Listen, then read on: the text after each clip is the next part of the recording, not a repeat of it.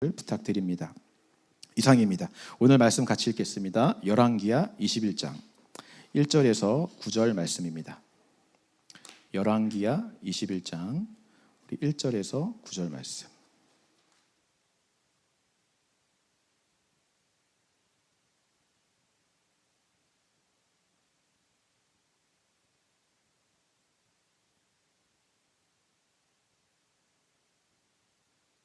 네, 다 찾으셨으면 우리 한 절씩 같이 교독하도록 하겠습니다. 므낫세가 왕이 될 때에 나이가 12세라. 예루살렘에서 55년간 다스리니라. 그의 어머니의 이름은 헵시바더라.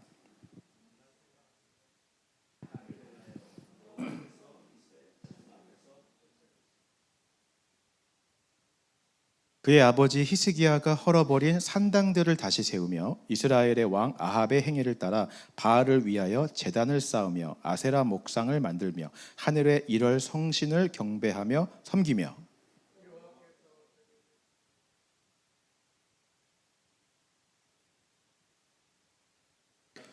또 여호와의 성전 두 마당에 하늘의 일월 성신을 위하여 제단을 쌓고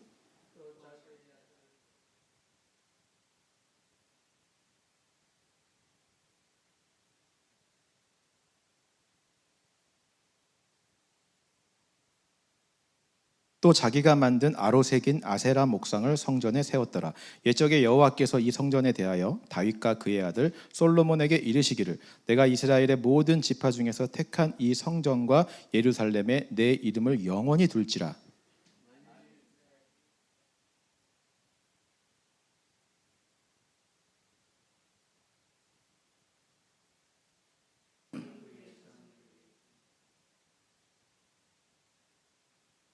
구절 같이 읽겠습니다. 시작. 이 백성이 듣지 아니하였고 므낫세의 꽹을 받고 악을 행한 것이 여호와께서 이스라엘 자손 앞에서 멸하신 여러 민족보다 더 심하였더라. 우리가 기독교인으로서 살아가면서 진짜 이해가 안 되는 일들이 많이 있잖아요. 지난주도 이야기했지만 정말 하나님 너무하시다 할 정도로 이해가 안 되는 그런 일들이 많았습니다. 불합리, 정의와 공평이 사라진 것들, 또 우리 인생에 있는 수많은 아픔과 고통들, 심지어 지난주에는 하나님을 잘 믿고 섬기는 에스겔 선지자의 아내까지 죽이시는 일들도 일어났습니다. 이 모든 것들을 우리 편에서 다 이해할 수도 없고요. 하나님도 그 이유를 정확하게 설명해 주지 않으십니다. 그러나 지난주에도 말씀드렸듯이요. 중요한 것은 이 모든 순간에 하나님이 우리와 함께 계시다라고 하는 것이죠. 그리고 우리를 하나님의 계획과 뜻에 의해서 가장 좋은 길로, 가장 선한 길로 인도하시는 줄 믿습니다. 이것을 믿음으로 믿고 오늘 나에게 주어진 하루를 살아내는 것이 바로 우리의 신앙생활이고요. 또 우리가 룻기를 통해 보았던 룻과 보아스의 바로 믿음이 그런 믿음이었습니다. 저와 여러분들도 이런 믿음의 삶, 이런 주어진 삶을 예수 그리스도를 믿음으로 믿고 한 발자국 내딛는 신앙생활을 하시는 저와 여러분들 되시기를 주님의 이름으로 축원합니다. 자, 오늘은요 좀 더 구체적으로요 이 이해 안 되는 수많은 일들 중에 한 가지를 좀 생각해 보려고 합니다. 우리는 보통 살아가면서요 악인들의 통치가 득세하는 것을 좀 보게 되죠. 예를 들어서 히틀러가 독재하고요 세계 대전을 일으키는 것입니다. 또 가까운 나라 북한의 김씨 일가의 정권이 또 그렇죠. 이 밑에서 정말 수많은 사람들이 죽어가고 또 고통받고 있는데도 이 권력과 통치가 끊어지지 않고 이어지고 있습니다. 이거 외에도 많이 있을 거예요. 나에게 상처 주었던 악인들이 더 잘 먹고 잘 사는 모습들, 사회에서 온갖 비리와 악행을 저지르는 사람들이 오히려 더 승진하고 승승장구하는 모습들을 우리가 보게 됩니다. 그런 것을 보면 참 허탈할 때가 많습니다. 이 세상은 저렇게 살지 않으면 성공할 수 없는 것인가?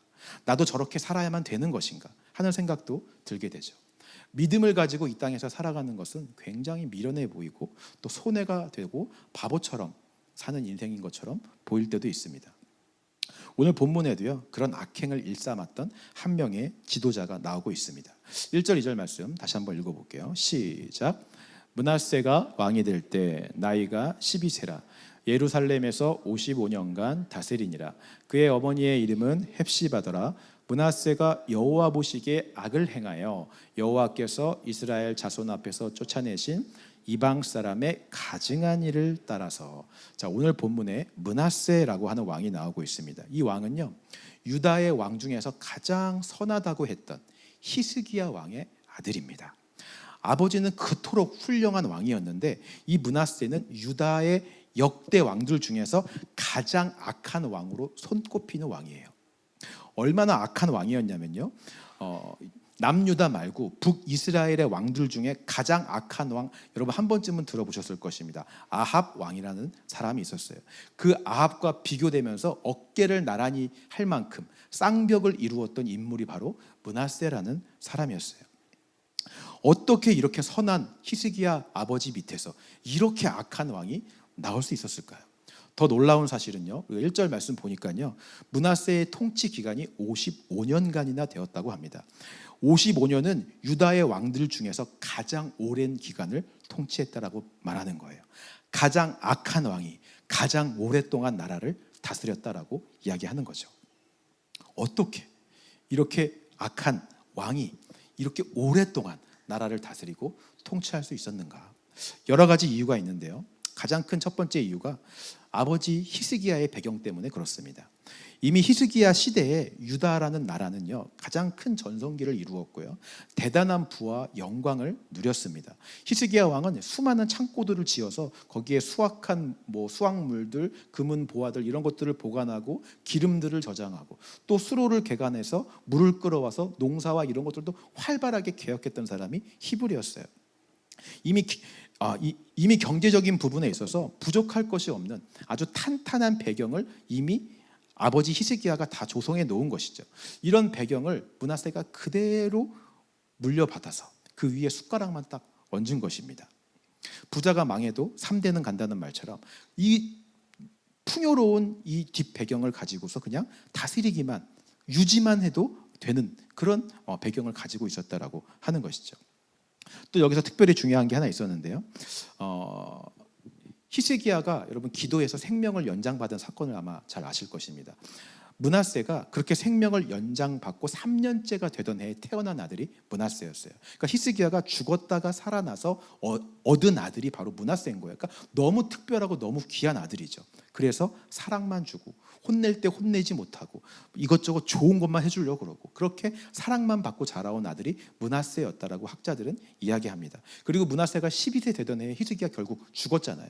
부와 명예와 이 좋은 것들은 다 물려줬지만 정작 아버지로서 해야 될 신앙 교육을 하지 못하고 죽었어요. 그런 여러 가지 이유들 때문에 므낫세가 결국 삐뚤어지게 되고 자기 마음대로 살아가는 그런 악한 왕이 되었다라고 학자들은 이야기하고 있습니다. 이런 모든 아버지의 배경을 가지고 므낫세가 그렇게 오랜 기간 동안 통치할 수 있었던 것이죠. 두 번째 이유는요, 이 므낫세가 사람들의 마음을 잘 사로잡는 왕이었습니다. 여러분, 이 말은요 좋은 뜻이 아니고요, 굉장히 부정적인 의미입니다.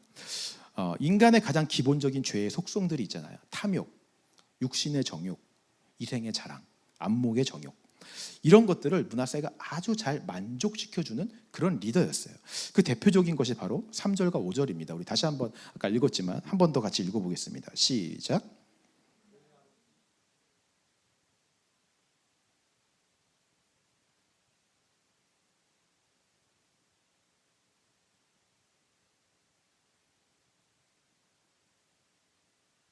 여호와께서 전에 이르시기를 내가 내 이름을 예루살렘에 두리라 하신 여호와의 성전의 제단들을 쌓고 또 여호와의 성전 두 마당에 하늘의 일월 성신을 위하여 제단들을 쌓고.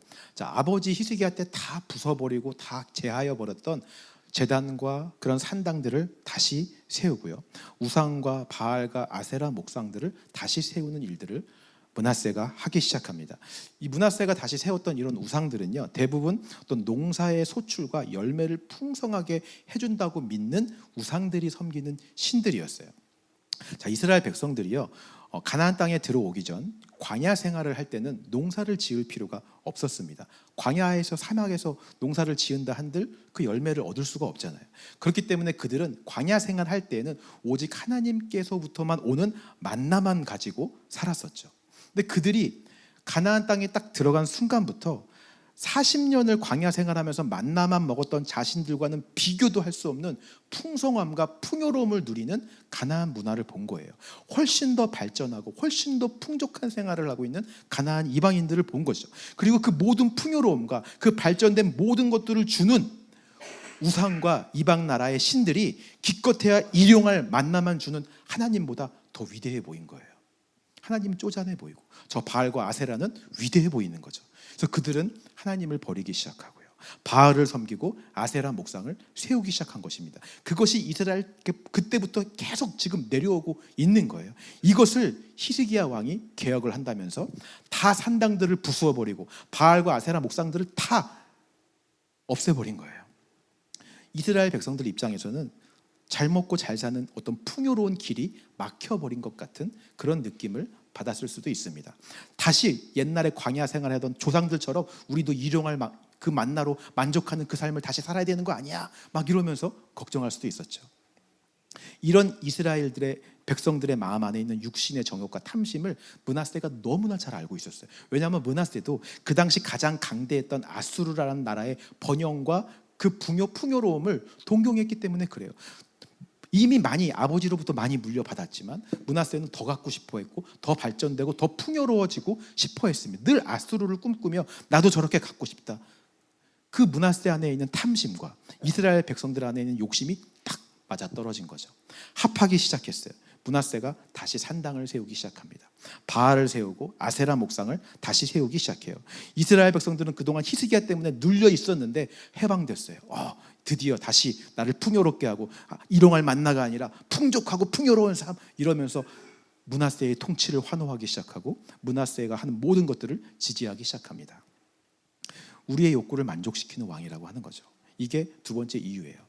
자, 세 번째는요, 6절 말씀 한번 같이 읽어보겠습니다. 시작.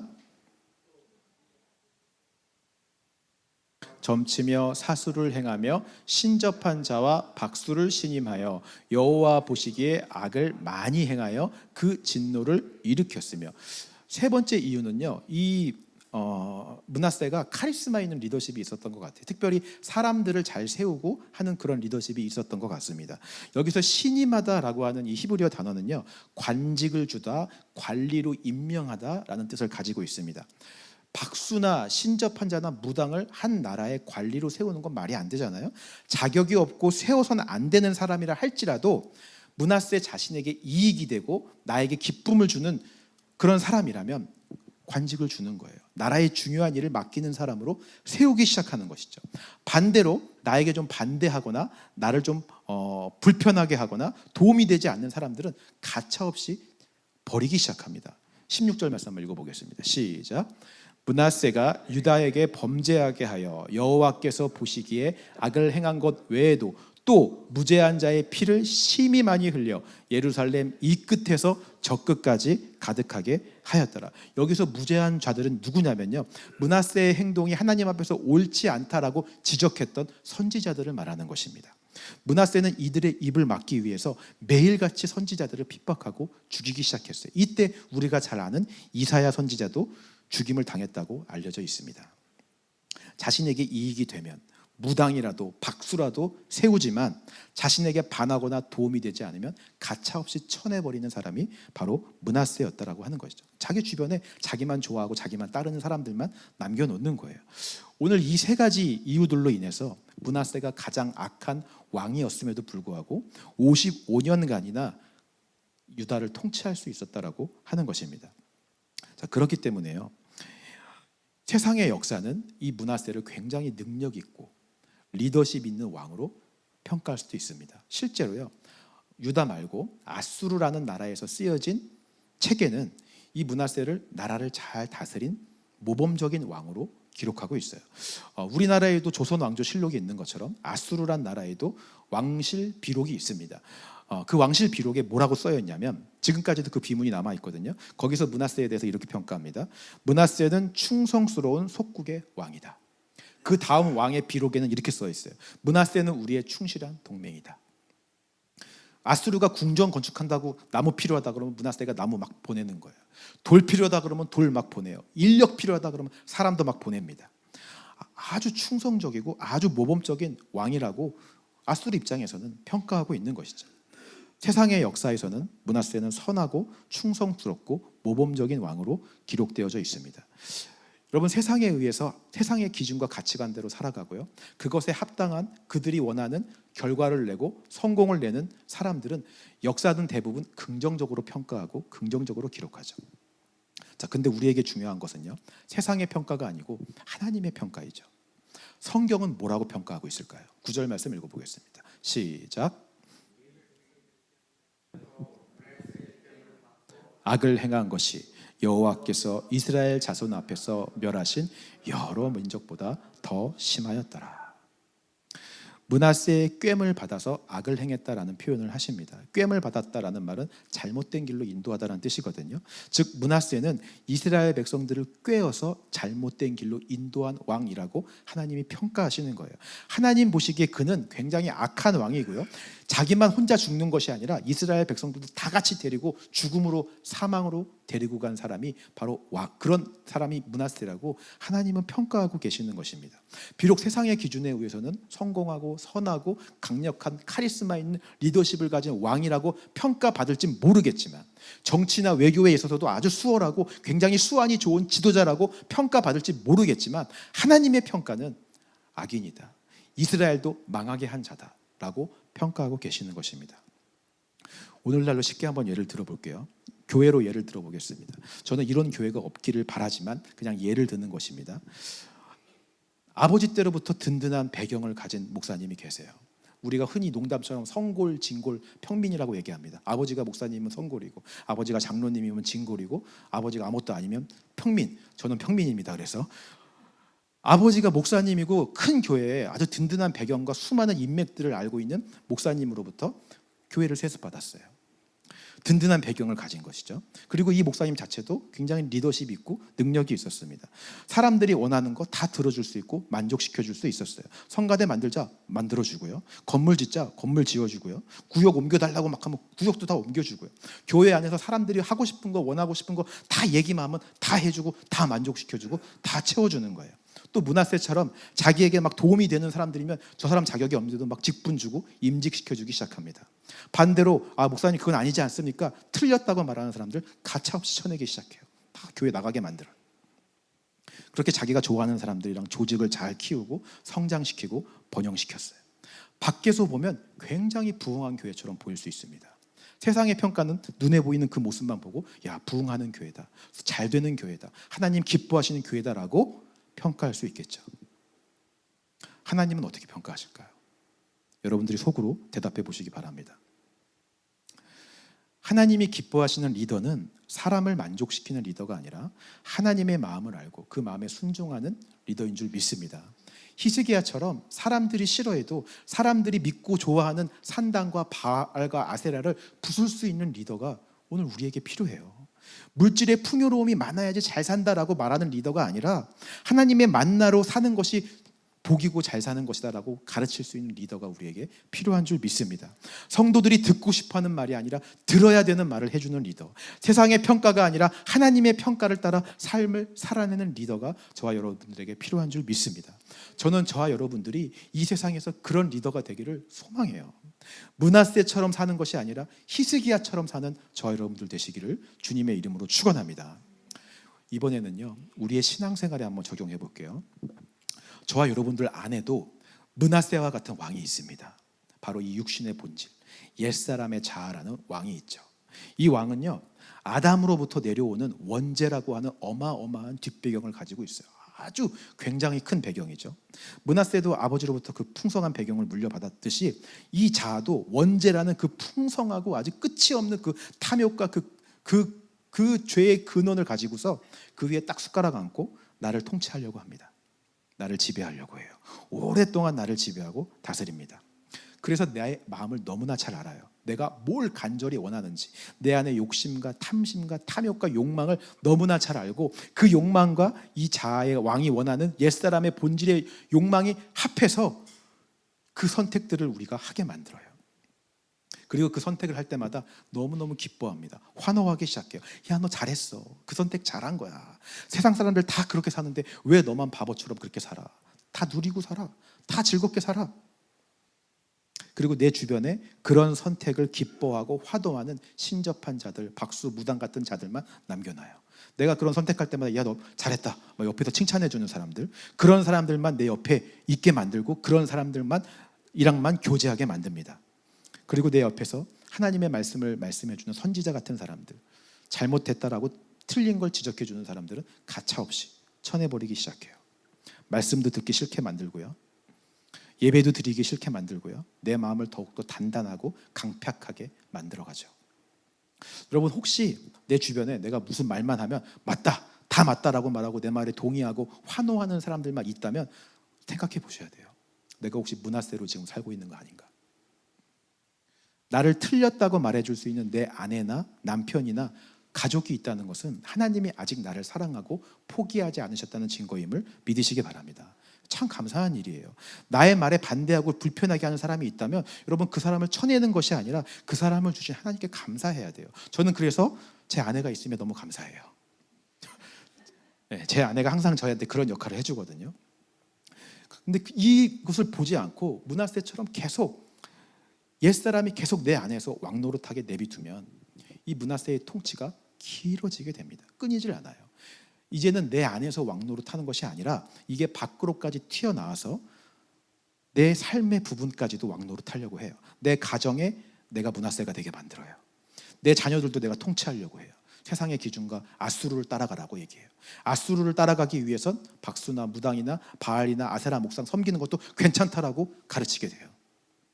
회사에 가면 회사의 므낫세가 되게 만들고요, 교회 가면 교회의 므낫세가 되게 만들어요. 내 말이 다 옳다라고 얘기하고 내 말에 틀리다라고 말하는 사람 다 쳐내버리고 내 말에 환호하는 사람들끼리만 모여서 모임하고 즐거워하고 으쌰으쌰하고. 그래서 이런 악인들의 통치가 끊이지 않아요. 길어지게 되는 거예요. 55년간이나 다스렸다 그러잖아요.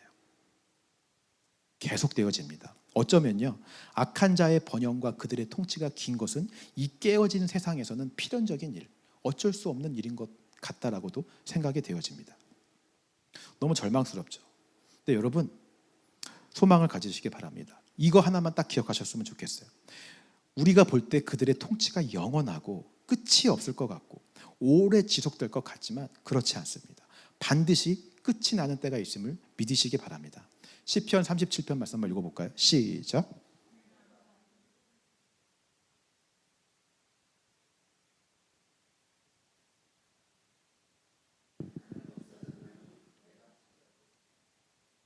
악인의 큰 세력들이 잎이 무성함 같았는데 어느 순간에, 한순간에 가보니까 다 없어졌대요. 아무리 찾아도 발견하지 못할 정도로 사라져버렸다라고 말씀하십니다. 잠언 말씀도 한번 읽어볼까요? 시작. 너는 행악자들로 말미암아 분을 품지 말며 악인의 형통함을 부러워하지 말라. 대저 행악자는 장래가 없겠고 악인의 등불은 꺼지리라. 바람 한 번 불면 꺼지는 것이 악인의 등불임을 믿으시기 바랍니다. 마지막 신약 말씀, 로마서 말씀 읽어보겠습니다. 시작. 다만 내 고집과 회개하지 아니한 마음을 따라 진노의 날, 곧 하나님의 의로우신 심판이 나타나는 그 날에 이 말 진노를 내게 쌓는도다. 하나님께서 각 사람에게 그 행한 대로 보응하시되. 끝까지 내 육신의 자아가 살아서 내 고집대로 회개하지 않고 계속 내 삶을 살아가면 심판의 날에 그들의 행한 대로 보응하시겠다라고 분명히 말씀하십니다. 너무 많아요. 이 구절을 찾으려고 하면 수도 없이 찾을 수가 있습니다. 반드시 하나님께서 그들의 통치를 끝내고 심판하시겠다라고 약속하십니다. 그러니 여러분, 악인들의 형통함과 번성함, 잘됨을 너무 부러워하지 않으셨으면 좋겠어요. 그들의 형통은 순식간에 사라져버릴 헛된 것들입니다. 영원할 것 같이 보인다 할지라도 반드시 끝이 와요. 아무리 길어도 인간의 수명 100년이잖아요. 100년 안에는 다 끝나게 되어 있어요. 그 이유는 사망이고 심판인 것입니다. 우리 안에 있는 이 옛사람의 왕, 이 자아도 마찬가지예요. 이 왕은 이미 죽은 왕입니다. 예수님이 십자가에 죽으셨을 때 같이 죽었음을 여러분 믿으시기 바랍니다. 이미 패배했고요, 이미 그들의 통치와 권력은 힘을 잃었어요. 그들은 끝난 세력인 것입니다. 오늘 저와 여러분들 안에 예수 그리스도가 왕으로 계심을 여러분 믿으시기 바랍니다. 근데 우리는 자꾸 그 옛사람의 권세에 자꾸 힘을 실어주려고 해요. 이미 죽은 왕인데 그들에게 자꾸 왕의 자리를 내어주면서 그들 보고 가서 앉으라고 할 때가 너무나 많은 것입니다. 이스라엘 백성들이 늘 그랬어요. 이미 그들에게 하나님이라는 위대한 왕이 있는데 사무엘에게 또 가서 왕을 세워달라고 이야기하죠.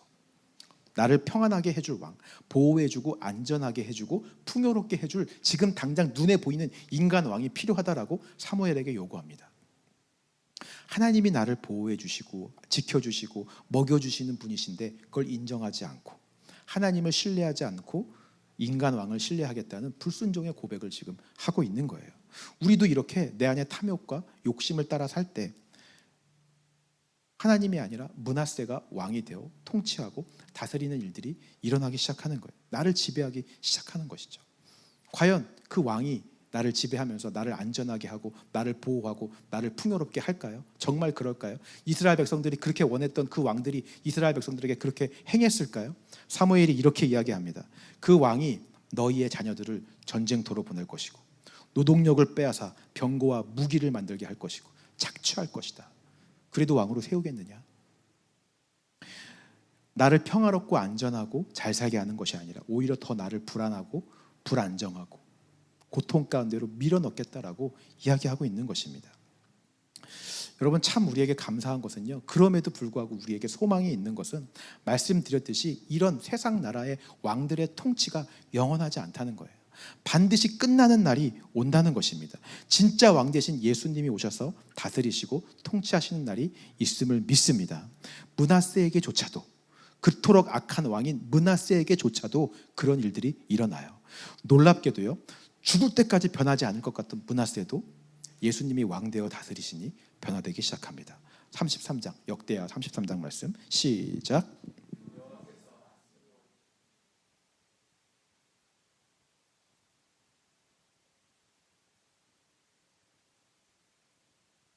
므낫세가 그토록 충성됐던, 그토록 사랑했던, 동경했던 아수르, 세상 므낫세의 입장에서는 세상 나라의 왕이에요. 나를 풍요롭게 해주고 나를 만족시켜주고 나를 기쁘게 해주는 세상의 왕이 아수르잖아요. 근데 그 아수르가 나를 풍요롭게 해주는 것이 아니라 포로로 잡아서 끌고 갑니다. 자기는 평생을 그 아수르의 기준에 맞서서 충성된 삶을 살았는데 그 왕이 더 나를 고통스럽게 한다는 것이죠. 12절 말씀 13절 말씀 시작. 그가 환난을 당하여 그의 하나님 여호와께 간구하고 그의 조상들의 하나님 앞에 크게 겸손하여 기도하였으므로 하나님이 그의 기도를 받으시며 그의 간구를 들으시사 그가 예루살렘에 돌아와서 다시 왕위에 앉게 하시매 므낫세가 그제서야 여호와께서 하나님이신 줄을 알았더라. 끌려가서요, 그 세상 나라에 동경했던 그 세상에 의해서 핍박과 고통과 환난과 모욕을 당하게 됩니다. 이스라엘 백성들처럼 인간 왕만 있으면 내가 편안하게 될 줄 알았는데 사무엘의 말처럼 오히려 고통을 당하는 왕이 되었듯이 아수르가 므낫세에게 그렇게 행한 거예요. 근데 그 고통과 환난 중에 므낫세가 하나님을 보게 돼요. 그동안 자신이 잘못된 왕을 섬기고 있었음을 깨닫게 됩니다. 아수르가 진짜 왕이 아니라 여호와 하나님이 나의 왕이구나 라는 사실을 보게 되는 것이죠. 여러분, 그래서 우리에게 때로는 이 고통과 환난이 필요한 것임을 믿으셨으면 좋겠어요. 하나님께서는 이런 고통을 통해서 이 시간들을 통해서 내 모습을 보게 하시고요, 그리고 이 내 모습을 보면 예수를 찾을 수밖에 없게 만들어 놓으세요. 예수님이 이 모든 문제를 해결할 수 있는 근원이심을 보게 하시고 그렇게 우리를 가난한 심령 상한 마음 만들어서 회개하고 우리를 붙들어 오시는 분이시 바로 우리 하나님이신 줄 믿습니다. 므낫세에게조차 이 일들을 행하시는 거예요. 므낫세가 그 고통 중에 회개하고 통회하기 시작해요. 하나님이 이런 기도를 외면하지 않으십니다. 갈급한 마음으로 주를 찾는 자들의 외침을 외면하지 않으세요. 진심으로 상한 마음 되어서 하나님만이 나의 왕이시다라고 고백할 때 하나님께서 므낫세를 회복시키기 시작합니다. 그러자 므낫세가 이렇게 행동하기 시작해요. 한번 읽어볼까요? 시작.